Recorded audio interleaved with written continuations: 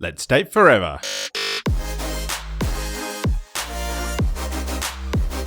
Here's your weekly dose of relationship fuel with Sammy and Nathan Yeager. Hello and welcome to Date Forever. In this week's episode, we're chatting about truly loving and embracing your unique self, living with alopecia, and going all in and trusting yourself. But before we dive into that, Sammy, what's been fueling you up this week? Well, last week I had a little work trip to Melbourne. So we had a couple of days apart, which was kind of nice. Yeah. Because I got to do some work things, but I also got to spend some time with a girlfriend because I had a sleepover for a couple of days, which was really nice. So that really fueled me up as much as my life and calendar were very full for a few days. But the other thing that fueled me up was that we had a really, really beautiful Sunday together. The Sydney winter weather was just perfect. It was, it definitely felt more like spring, and we had some quality time together. We recorded a couple more podcast interviews, met some cool people, and just we got to hang out. We went for a really nice coastal walk. We saw some whales. Yeah. We spent some time with the dog. It was just really, really, really beautiful quality time together. What about you, Nath? What fueled you up? Yeah, the beautiful Sydney weather was definitely one of those things that fueled me up this week. And getting up for our weekly ocean swim too was really great. Being able to actually spend some time in the water and feel really great with the beautiful sunshine. So that definitely fueled me up. And then I also played my first game of footy for the Masters team. So the 35 and overs. And we managed to get a win, which got us into the finals as well. So that was really great to be involved with. Do you feel like you're 35 and over? Sometimes. Playing footy is one of those times when I do a little bit. But now, here's this week's guest. Today we have Rebecca Saunders joining us. She is a business and life advisor for ambitious women wanting to do life and business unapologetically on their terms. She's a champagne-drinking, post-it note loving, hair-free alopecian who loves helping female business owners turn their uniqueness into a superpower, celebrate their successes, and create dream lives and businesses by design. Throughout the global pandemic, Beck went from on the verge of closing her video business to having her most successful year to date. And then after 25 years wearing a wig, she decided that she was ready to reveal herself to the world, live an authentic life, and lean into her own uniqueness. Welcome to the show, Rebecca. Thank you, Sammy. It's great to be here. Great to be here with both of you, Nath. You are also on the call. I should say hi to both of you. Oh, no worries. That's great to have you here. Hey, so I'm really excited to have you here, but also we know each other in real life. We do, yeah. So I like to give a little bit of context to that because we might have some accidental inside jokes or references. But I want to know, way back before when we first met, how did you get into business? Because I've heard a whisper that you packed up your bags, moved countries with about $500 in your pocket and got started. Yeah, that pretty much sums it up. You want the longer version? I do, yeah.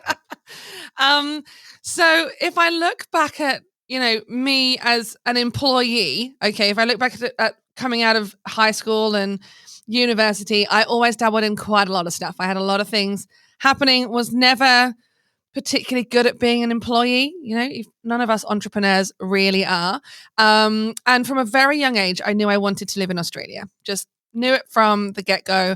My mum's brother moved to Australia with the Air Force when I was only 18 months old, I think it was. So we were very fortunate as kids to travel to Australia on a really regular basis. When I say regular, every couple of years, we had accommodation to stay for the whole summer holidays. So it was pretty awesome. And so I knew I wanted to live in Australia. I knew I wanted to do my own thing. The only thing I didn't know was how I was going to make it work. So I did literally shut the door on my house in the UK, passport, $500, laptop, let's go. The smart businesswoman in me now goes, probably should have rented that apartment for the 9 months you left it empty, but let's just, put that as a lesson learned. Moved to Australia on a working holiday visa and went, okay, what am I going to do? How do I do this? And worked in a lot of cafes as we do in hospitality. I've got a big background in hospitality and I love it when it's good, like when you've got someone good to work for and a good place to work in. And it soon became really apparent that getting a job where you were I'm going to say locked in, because you are when you're looking for a permanent residency sort of sponsorship visa, was not in my wheelhouse. Like if I tried to describe to someone what I did or even what I was looking for, it just, nothing was sticking. No interviews were really working and I wasn't getting a job. So essentially, I started my business to sponsor myself to stay in the country. So what that meant at the time was I had to pay myself a market rate salary from day one to fit in with my visa restrictions. I had to hire people to do the jobs that I wasn't legally able to do, because on a 457 visa, you have to only do the job that your visa tells you you're allowed to do. And so from the get-go, it was kind of ride or die. Like, we need to make money and we need to do it now and we need to make it happen, because I couldn't do any of the things I wasn't allowed to be doing, and especially not public facing. Right. So whilst the small business owners, we know we've got all the hats on, I couldn't be out there being a CEO of a company or the founder of this, because my job title was I'm a script writer, I'm a content writer. So that was the juggling act, but that's how I started the business. My video production business was, okay, what's the plan? Let's do things differently and let's think outside the box for how I'm going to get that permanent residency and now eventually citizenship. That's an incredible story of just like going all in and just like throwing everything at it. And I think the way Tony Robbins describes it is like burning the boats, like by leaving the country, like leaving the UK, and you basically burnt the boats, you're going and you were like committed to doing this. And yeah, it's an incredible story. Pretty much no going back. I think one of the realizations I had during COVID was I'd always had money in my bank account to go back to the UK if anything went wrong or if anyone got sick, right? There was always the money in the bank to do that. That really shook me up during COVID, that actually, regardless of how much money I had in the bank, there was no jumping back. But that's a whole conversation for later in the conversation, I think. We didn't have, not quite the same, but we moved from South Australia to New South Wales in 2014, and not once in that consideration of moving did we think, oh, but what if the borders close and we can't go home? Never, you just don't think about it. Never had we thought of that was a thing that could happen. Yeah. So that is a huge journey that you made. You made a lot of decisions, made a lot of really big moves. But I want to ask you about something we said in your intro about your alopecia. So we're looking at you and you've got a beautiful, perfectly round bald head. With big eyelashes, yeah. With huge eyelashes. And you're very striking and unique looking, right? Like Thank you. It's true. It's so true. Yeah. But I want to know about your journey to that diagnosis. Were you born with this? I know nothing. I think you're the only person that I know publicly that rocks their bald head and owns this story. Oh, awesome. No, I wasn't born with it. I was diagnosed with alopecia when I was 7. So the kind of understanding as a 7-year-old of what was really happening, probably not really on my radar right now. And a lot of stuff I probably have forgotten through, just don't need to remember that kind of thing rather than closing it out. There's no trauma involved in me sort of going through that diagnosis. But essentially, the way I remember it is like sort of, one day, all good, had hair. There's pictures of me going to school for the first few years of just normal kid. And then slowly but relatively quickly, I'd say in a period of months, it went from being all there to not there. And so really, I grew up with it being, it's fine, it's normal, do what you want to do with it. And I think through societal pressures, unconsciously, I wanted to go down the wig route. I had a fantastic GP that worked with my mum and got me real hair wigs, which is unheard of now if kids are going through that or anyone's going through anything similar to get real hair wigs. They're not cheap to come by, especially not on the NHS, which I got them on the NHS at the time. And over the course of 25 years, I had a good play. Like if you look back at some of the photos and if you scroll far enough on my socials, you'll find them. I would flip between blonde, red, brunette, short, fringe, no fringe, had a ball, like absolutely had a ball.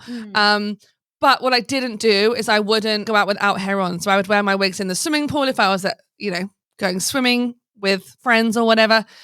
But I hate water though, so don't ever invite me to sort of pool parties because I'll be that person that just sits on the side. But it's that kind of thing that I remember. It was never a thing that I hid away for and was embarrassed by, but it was never a thing I put out there in the world until I moved to Australia and was around a lot of female business owners and part of the business community, Sammy, that you and I met through, right? We've met through multiple, I think, over the years. But I remember being in Noosa. Oh, it's going to be 8 years ago now. So I can't even do the math in my head as to what years, but it was about 8 years ago. Noosa Women in Focus Conference, and being around high-flying, amazing businesswomen that I was invited to be there as part of the conference as an attendee going, oh, all these people have their own things that they're getting stuck up on. Okay, well, everyone's got their stuff and I'm in the right place to give it a crack. So I did at that time I laugh because now I've just told you I don't like water. This story is going to sound ridiculous. But there was a lady there called Kelly, and Kelly lived locally in Noosa, and she still does. And she offered to take people stand-up paddleboarding. And I was like, oh, stand-up paddleboarding, that sounds fun. Like, that'll be cool. So I went stand-up paddleboarding. Full disclosure to Kelly that I don't like water, and I'm a bit nervous of it. And the British person in me didn't put any sunscreen on, did it without my wig on, went stand-up paddleboarding, came back as red as a lobster. Like, it was insane. But I still, after that, I went stand-up paddleboarding without hair on, but I then went back, did the dinner with hair on. And so it took me a good 6 years in the company of people like that, you know, finding my now husband as part of that journey and that conversation to be, okay, let's go all out and be all right with it. There's a lot of steps in the process. I ask you that on this show because, you know, we're on the Date Forever podcast and we chat about how our relationship with ourselves sets the tone for every other relationship that we have. And I think whether or not, maybe it was, like you said, subconscious, that you'd taken in some programming from society, the world, the messaging that you'd received, that you needed to not show up without hair. So I'm really curious, like, how has life been going no wig? It's been awesome. I actually, it's one of those things that when I did it, as I said, I was around a lot of people at the time. And when I decide to do something, you know me, Sammy, I'll do it, right? Like, I'm committed, I'm all in. So when I decided it was going to be the time, the decision factor and the flicking of the switch was during the second year of the pandemic, where masks came back as being mandatory in New South Wales. I was wearing my glasses more often because screen time was just ridiculous, and wigs on, and it was summer. And I'm like, something's got to go. This has to go. Like, cool. The other two are required, literally one by law and one by me to live my life. So one's got to go. Wig went. And at that moment, I called a friend of mine, because of my background in the video industry and knowing a lot of business owners, hair and makeup artist came, photographer came, and we just smashed out new photos, new everything, and just went all out, like all over social media. All of my website changed in a matter of hours. And I've never felt so comfortable. I think that's going to be the right word. Like, don't get me wrong. I'd done a lot of personal work and a lot of work to get to that point. But when I was ready to step out and just go, fuck it, like, let's see what happens, I haven't looked back, and I've had no negative comments at all. You know, touch wood, that no one listening to this is like, here comes your first one. But yeah, that's really, I haven't had any reason to go back and put one on. Like, the time it takes for you to do your hair in the morning, like, far out. I'd far rather have that time back in my day. Yeah. What a blessing. That's really interesting you mentioned about the negative comments, because, like, even if you've got hair, people might comment on, oh, that's a real bad hair day for that person or something. So regardless of whether you got hair or not, like, no hair, you're still open to some of those negative comments, I guess, or like. This is your physical appearance, right? Oh, absolutely. Yeah. People think they have license to comment when we don't have license to comment on other people's bodies or appearance at all. So you mentioned in there that you, in that 6 years of doing some personal development and getting around other business owners who are embracing their uniqueness, you met your now husband. So tell us a little bit about your love story. My love story started on Tinder. There we go. Yeah. Actually, I met Alex online, I'm going to say literally a couple of months before that Noosa conference. Is one of those things. And I was actually, now I'm saying this out loud, I was probably a little bit more okay with not wearing hair and just being like, stuff it, this is me, you either love me or you don't, in my personal life. Because I do recall one of my photos on my Tinder profile was me with no hair on, but really big Mardi Gras makeup. And the reason I had really big Mardi Gras makeup is because a friend of mine, my housemate at the time, wanted to go to Mardi Gras, wanted her makeup doing, didn't trust me until I'd done it on myself. I then did mine, did hers, and then she went, okay, you coming? You're all dressed? I'm like, no. I'm still sitting in my pajamas watching this movie. Like, nothing's changing. But I used that photo. So I share that story because I had decided that if I was going to put the effort into meeting someone or going down any form of relationship, that you needed to know that this was who I was, regardless of what it looks like from the outside. But he's definitely been someone that's been fully supportive of it. And even to the point that on our wedding day, there wasn't even a question of, are you going to wear the wig again? It was just all right, let's do it. Like, let's go. So How long have you been married? a year and 3 months. I recall seeing some of your wedding photos, but I Did think you see them in I the also paper? no, just on the socials. Well, but they hit the Sunday Telegraph. What did you do that you hit the Sunday Telegraph? I sent them into the paper and Oh, just and went, just said do you want to you. feature my wedding? And I got a full page spread and it's now in a frame over there. Oh, amazing. A love story for the ages. So, but no, what I wanted to ask you was that I know that you've also made, the two of you and Alex have made a really big move, like geographically.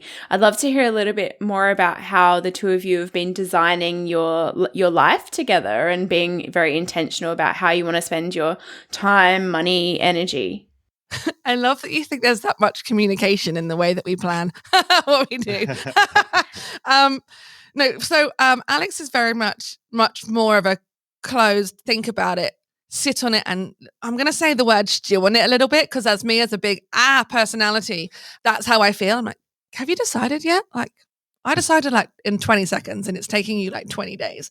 So we'd move at very, very different speeds. So for the most part, and these are Alex's words, so I'm happy to share them. He's like, I'm just along for the ride. Like, this is like, let's go. Like, we'll just jump on and it's a roller coaster. And sometimes it's great and sometimes it's really scary. But for the most part, I'll have these big, scary, crazy ideas and I'll most of the time set them in motion a little bit before I bring them along for the ride. So that's kind of most of the things that I've got percolating in my brain. I'm already a few steps ahead. And I say that lovingly because sometimes it's easier for me to go and crazily do my thinking and then bring back a solid plan and go, what do you reckon? Than it is for me to bring him along for the thinking process.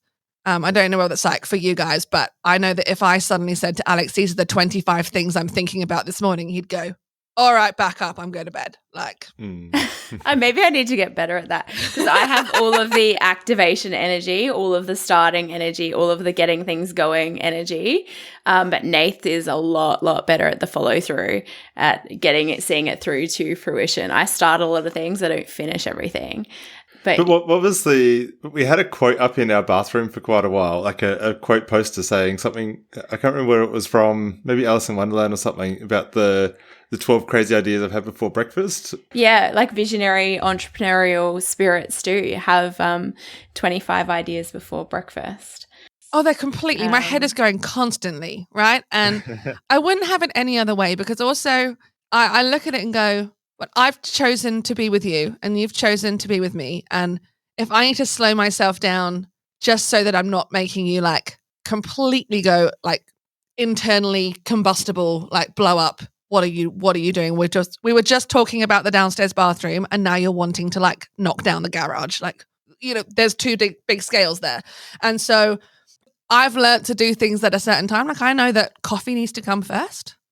Like coffee and then maybe breakfast and then I'll subtly slide something in and give it 20 minutes and then maybe mention something else.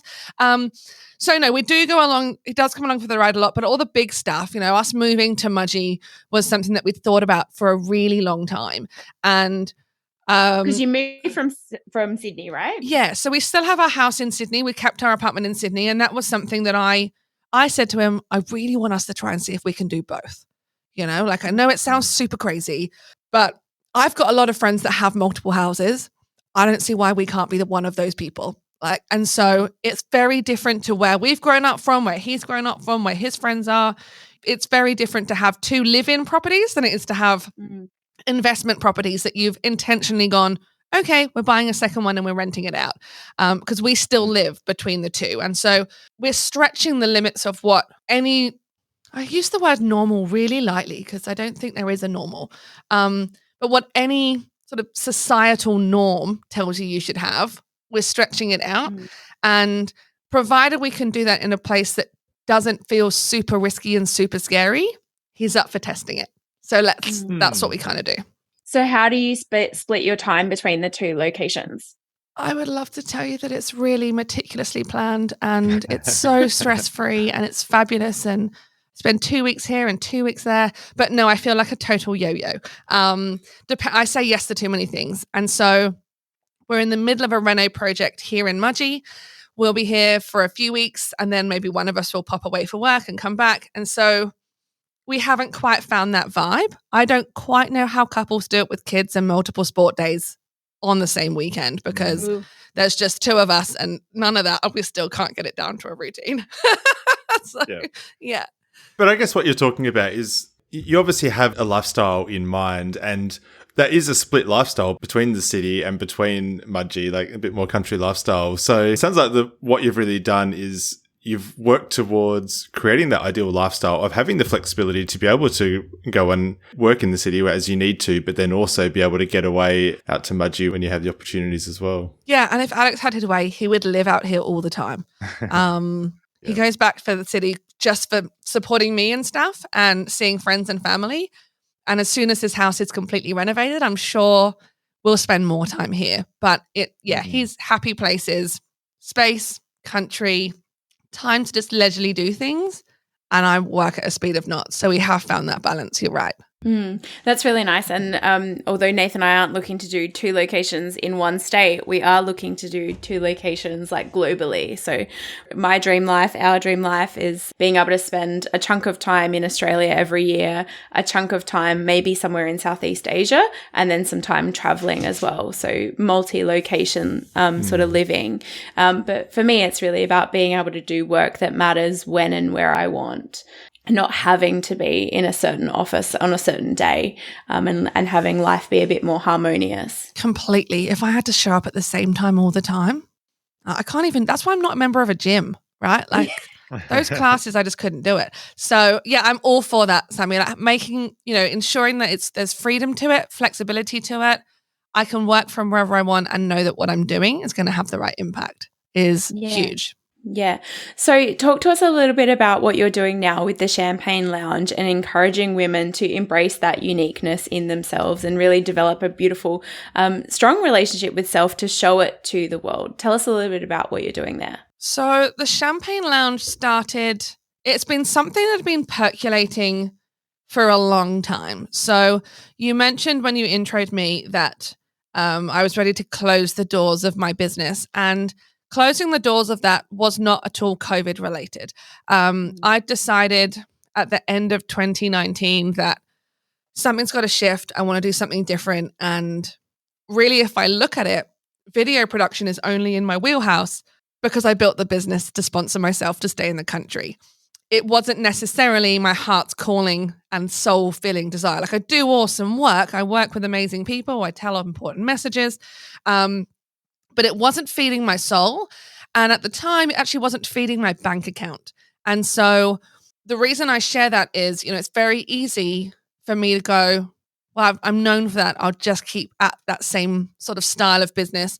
But given the introduction of new technologies, looking at what we're doing now with the cameras and the lighting and the audio equipment, at some point that was someone's whole career to make that happen. And now we've got the technology at our fingertips to make it work ourselves. And so that was really creeping in. The business impact for me was I'm trying to fight for work that people can just go buy a camera for, or, the kid next door or the kid out of uni has got the camera and is going to give it a crack. And so pre-COVID, I got, I want to do something different. I rebranded under my name, and then COVID hit. and my phone just went off the hook. So my whole dream of creating what is now the Champagne Lounge is 2 years later than what I was thinking of starting it.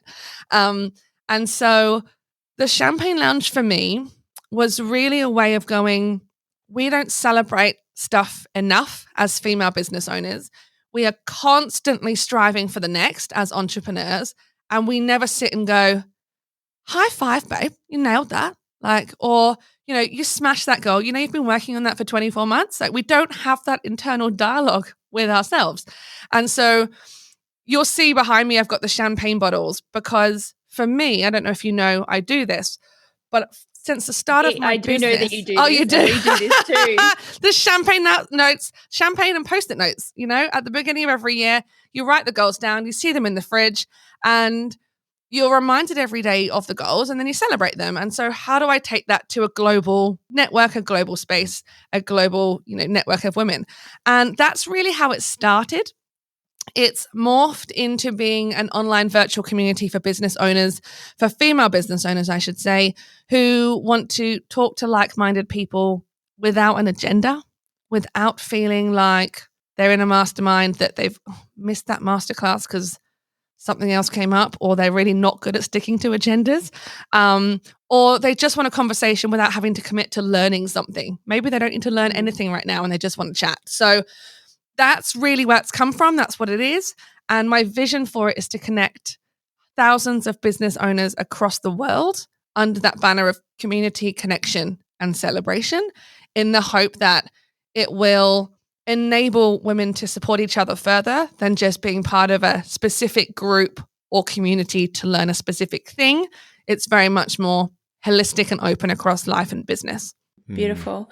So to sort of round this out, Beck, I would love to know, what are some of the habits and practices that you've got in your own relationship with yourself to keep it fueled up? What do you do to take care of you? With me personally, one of the things I really love to do is walk my dog Bailey. I knew I was going to get Bailey from the minute I moved to the country. This country, I should say, not the country house, but that has a ring to it. But I couldn't because of where we lived in apartments and rentals and things. And so Alex had said to me, you can get a dog when we bought the country house. So as soon as that offer was accepted verbally, I was finding the dog. And so what I do for me every morning is I take Bailey for a walk, and it's just me and him. There's no podcast, there's no music. There's just me walking the dog with my thoughts and him having a good time. And I love that because it's taught me to be more present. So that's one of the things I've really grounded me. I love to cook. You haven't touched on any of my cooking yet, which is one of my just absolute loves to do. I love to cook because, again, I'm not near a screen. I'm not thinking about things, and I'm being more tactile. So I get to be creative, but not on a screen front. And then I love to share that with people because I like the conversation, and I also like to see people enjoy the food. And they're the two things that I do on the regular that really help me. Retreats, time away, weekends away without feeling guilty, all in my wheelhouse, all planned in the beginning of every year, because I've realized that if I don't do that, I'm coming from a place that I'm not happy and I'm not really filled up. So therefore, I'm not energetic, I'm not as productive, I'm not as nice to be around. Yeah. For my husband. And I like what you mentioned about walking the dog as well, that you do it without a podcast, do it without music or without anything, because I think quite often we can get into this mindset of like cramming something into every minute of every day, or like doing some no extra time learning or something like that, and like using every spare ounce or multitasking in every kind of spare minute that we've got in our days. So I think that's a really beautiful practice that you've got, to take that time and to spend it with just you and your thoughts and the dog and nature and things like that. So it's definitely, I've been doing it now for a year. We've had Bailey a year, and it's been something that I've noticed in myself has made me start the day much calmer and more settled in, rather than, I'm on, like my phone's on, I'm on, something's learning in my head. I've learned something this morning that I have no time to action, but I learned it anyway. And so I've really noticed it's actually helped my productivity in just taking that time. Really hard to practice, but once you nail it, it does help. Beautiful. And then what are some of the things that you and Alex do in your relationship to keep it fueled up? you know what? One of the things we tend to do a lot is, making sure that we eat at the dining room table. One of the things that I really don't like doing, which is really hard when you're renovating the house, is to sit on the couch and eat every meal at the couch. That just drives me bonkers. So sitting down to do that. Also, we instigated fortnightly date night. Mm-hmm. I have a habit of inviting people along to most things. And so to have a night at a restaurant or a bar or an activity or an experience that's just the two of us, we had to diarize. And it was something that I had to say, hey, like, we have to diarize it. It's important. He's like, oh, we go places together. I'm like, I know, but we need to really prioritize it. And so I think one of the fun things for me, and I'll share it for your listeners as well, one of the fun things for me is I've done a lot of work. I'm around a lot of people, you guys included in this at the top of it, right? That will share openly how together you're changing it and having those conversations. So to have one of you be in that learning and try to get the other one along for the ride is sometimes a little bit harder. But it's worth progressing in tiny steps. I know one of my friends was cooking dinner for us the other night. Again, see, all people get involved in food. That's why date night was so important. And she was talking about the energy of spoons. And the spoon theory of how many spoons you have per day across that. Okay, so essentially, tell us. No. It can be spoons or pebbles, right? Or anything really, but spoons or pebbles. And you essentially have 10 a day. And you weigh up what activities take up your energy. And the spoons or the pebbles are the amount of energy that you've got. So if talking to ex-client is really draining and damages your day, that probably takes up 5 spoons. And then you've only got 5 left. And if cooking dinner takes up spoons, you get the gist. You have 10 spoons and that's enough. And she used it in context. And her partner's like, yeah, when she's out of spoons, like, it's done. And Alex went, is that a real thing? Like, Becca talked about that a while ago and I just brushed it off and now she doesn't talk about it. I'm like, yes, it's a real thing. You just have to come on board with it. And so, it's interesting to sort of look back and reflect as part of this conversation of the things that I probably do subconsciously and consciously to ensure that flow happens. But he definitely doesn't join me on the dog walk. So the food and the food and the experiences and that setting time aside and making sure we've got holidays in the quarter, they're the things that we do that are important. But it also sounds like the way that you've got your life structured with multi-location, that you probably do get quite a bit of time on your own as well. He needs that as much as I need that.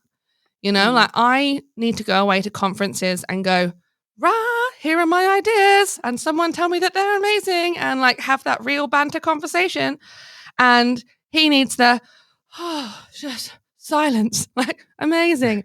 And if we don't get that, if it goes too long without us having that, I can then feel, he can feel that we start to get a little bit aggravated with each other.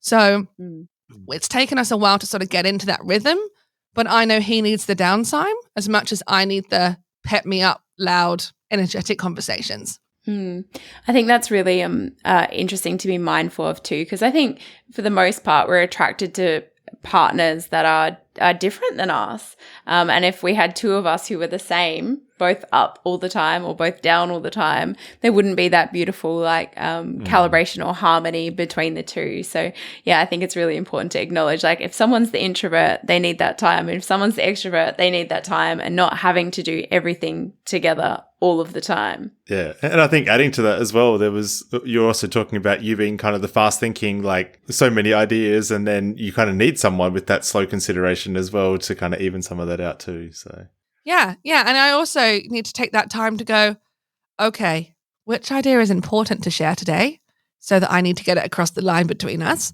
or so we can have the conversation with a tradie rather than here's the 20 things that I've decided on the house and then nothing gets done. So it is that calibration of time and speed, which works when you get the balance right. Yeah. Yeah. Absolutely. Hey, Beck, so if there was one thing that you would encourage our listeners to do to cultivate a really good relationship, either with themselves or with their partner, what would it be? You've got to be honest with what you want, I think. And I say what you want from a dream perspective, like most of us dream and do things and put things out there that are unobtainable to most. And if you don't put them out there and share it and have people around you that go, okay, reach for it, go, like it's not going to be a life of joy and harmony. And I think if you can be honest and open about what you need in that space and not be offended by the response, I think that's a really, really important skill to craft, like the honesty and then not being offended when people are not necessarily on board with what you're putting out there first. Yeah, and I think being honest with yourself too about those wants and desires. I think it's Rachel Rodgers who has like the We Should All Be Millionaires, I think is her book, talks about like jealousy being a compass, and this idea that when you see other people having things, experiencing things, living a certain life, that you should use that little pang of jealousy to recognize that there's a desire there, there's a want there. And if you want it, what can you do to start taking steps to create that for yourself, to not bury it and to actually be honest with yourself that, hey, I do really want that. And why do I want that? Yeah, very much so. It's like, you guys love to travel. Maybe it's not everyone's jam, but there'll be people watching going, I wish I could do that. Well, you could if you wanted to. I like that. I'm going to go revisit that book. Yeah. And being conscious about the choices that you make to create the life and the relationship that you really love and you want to be in. Completely. I mean, I did a piece on the point of choice. One of the pieces of work I did 5 or 6 years ago was you choose your own reality. You choose how you show up. You're choosing who you want to be around. And one of the big things that was part of that process was, if you have a problem with someone or their behavior winds you up, they're not going to change that. You've just got to be okay with how that behavior is. And if it really drives you bonkers, then don't hang out with that person, regardless of who they are, But if you're okay with going, I'm going to show up like X and they're probably going to do Y, and that's okay, cool. Like it's that whole choose how you want to experience the world, which I think is a huge shift. Once you've done that piece of work and are okay with it, the world just opens up. You know this as much as I do, once you do that. Yeah, and just the letting go of it having to be a certain way for other people to act a certain way, behave a certain way, make decisions a certain way, because at the end of the day, we have influence over ourselves and how we choose to show up, how we choose to see the world. So yeah, I appreciate you reiterating that. I think it's really important. So Beck, to say thank you, we have given a year's worth of seeds to help a family grow some really nourishing food because we know how much you love food. I love that. So this is a project looked after by Every Home Global Concern in Malawi, and it's been made possible via our partnership with Buy One, Give One. So thank you so much for being here and sharing with us and our listeners. You're so welcome. I love that you do this as part of the give back. So thank you. I look forward to seeing how that progresses and supporting that. That's fabulous. No worries.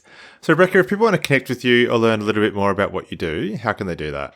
So you can find out what I do by going to my website, rebeccasaunders.com. You'll find all of the things there. And if you want to just come out, my happy place is Instagram, and you'll find me at the Rebecca Saunders. Perfect. Awesome. Thanks, Beck, and I look forward to joining you at one of your champagne lounge dinners soon. Oh, you'll love it. You should book in. It'll be awesome. But thank you for having me, guys. It's been fabulous. No worries. Thank you. Thanks heaps for joining us. We love what we're doing here and want more. Subscribe to the Date Forever podcast to make sure you never miss an ep. Come and hang out with us and other awesome couples who are fueling up their relationships in the Thriving Couples Collective Facebook group, or check us out at fuelcollective.com.au. Until next time, keep on dating, because better relationships equal a better world.